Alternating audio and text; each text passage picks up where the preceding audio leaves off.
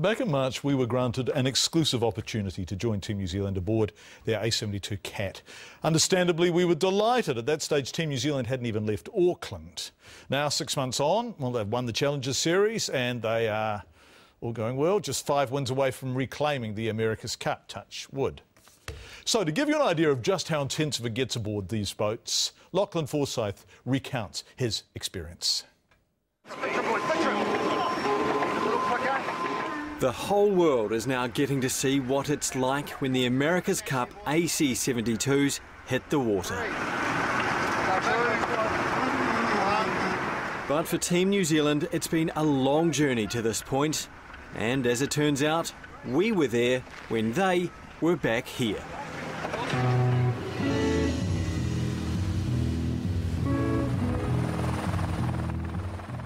Earlier this year, Campbell Live was given an exclusive opportunity to head out on the water with Team New Zealand.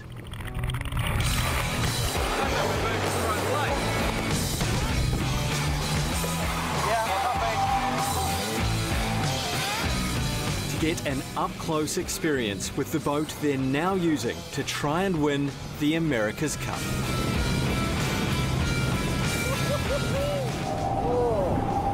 The boat goes quite quiet because effectively you're flying. There's a lot of water flying around.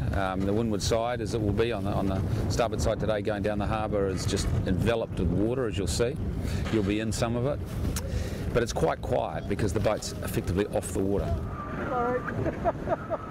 Yes, as we've seen so spectacularly in San Francisco, when this boat gets going, all 6 tons of it lift right out of the water.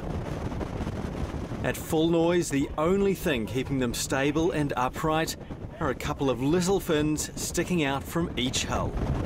I don't think you're ever going to say you're comfortable, because I think that's when these things probably jump up and bite you in the backside. It's one of those boats where you've got to have very healthy respect for it. You've got to sail it hard. Rewards being sailed aggressively, and I think in a lot of ways you're actually safer when you are sailing it aggressively. And we've since witnessed what can happen when the boats are pushed too far.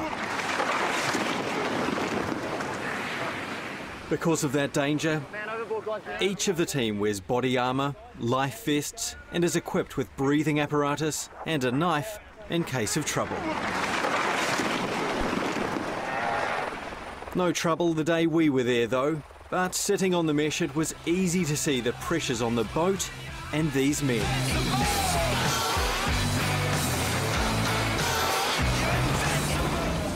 The noise, the spray, the wind and the speed. On this run down the Waitemata we hit 40 knots. That's around 80 kilometres an hour, sailing into the wind. This class of boat at this point of time is probably the fastest thing that's ever been built on the planet. It was so fast, the Team New Zealand chase boats couldn't keep up. Okay, so we've just finished our first lap. Fair to say we're quite drenched. There was a little bit of a crash there where we smashed back into the water and most of it ended up on us. But my God, the speed of this thing, it is just incredible. Absolutely exhilarating, and I'm quite looking forward to round 2. It was terrific fun. Just listen to cameraman Billy Payne giggle. While it's wing and wind powering the boat, these boys provide the grunt, working the winches during manoeuvres. They're big, powerful men, which made their dancing from one side of the moving boat to the other all the more difficult. We manoeuvre and we've got to get from one side to the other, and it's blowing hard. It's like trying to run across a flying frisbee. I mean, you'll see guys, sometimes you're actually crawling over bodies to get to the other side because the big units, their high centre of gravity, they kind of can't keep their feet. The boat, say, might be accelerating from 20 to 40 knots in a second and a half, and as you jump up in the air, the boat goes from underneath you and you sort of find yourself in mid-air sometimes. And all that time, all that training, all that experience has culminated in this.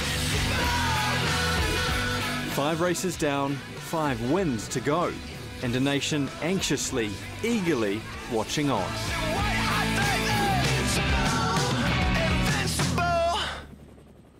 Lachlan Forsyth reporting out.